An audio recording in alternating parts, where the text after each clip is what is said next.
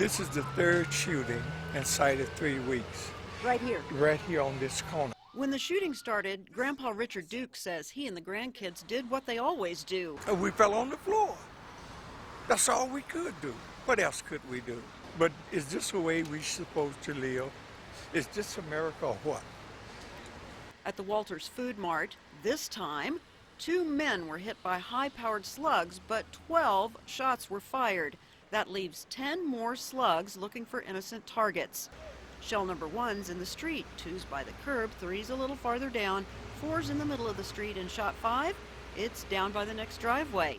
6, 7, and 8 are on the opposite side of the street, and shots 9 through 12 are way down the block. Luckily, no one was sitting in this chair when one of those slugs pierced the front of this house. Did it go through the wall? I mean, like into the house? Yes, ma'am, it did. It sure did. All the way through the exterior wall, across the living room, and into the next interior wall. Oh, yeah, here's our bullet hole. Across the street, Ruth Ann Tynes says her house didn't get hit today, but the columns of her house and her front door are pockmarked from previous hits. My brother has a bullet hole in his truck. Well, here's the exit. Can you see it right there on the fender well? When did that happen? Same time. A month ago. What's it like to live like this? Let me tell you something. My babies lay on the floor because they're in fear of their lives. They hear all the gun shoots. They know more about gunshots than firecrackers. They can tell the difference between the two. Why should they be able to tell the difference when anywhere else is safer?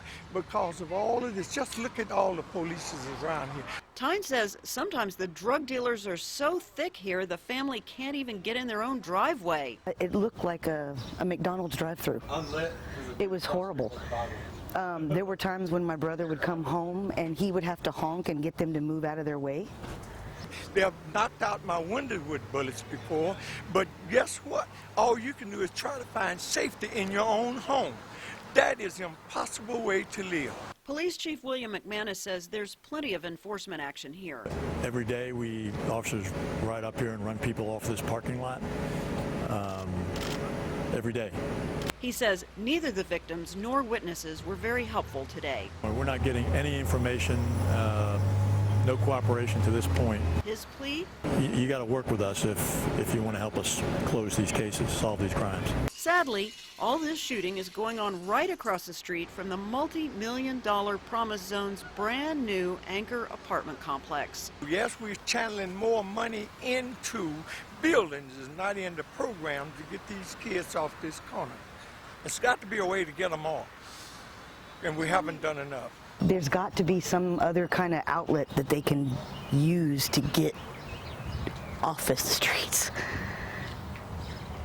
I'm not moving, but we're going to move the circumstances. We're going to move this. If they can move these buildings, they can move these kids from standing on this corner. It's time for a change, and we need to hold our officials accountable, and we're not doing a very good job of it. And it's time we do so. And until we do so, we're going to be losing lives on these corners.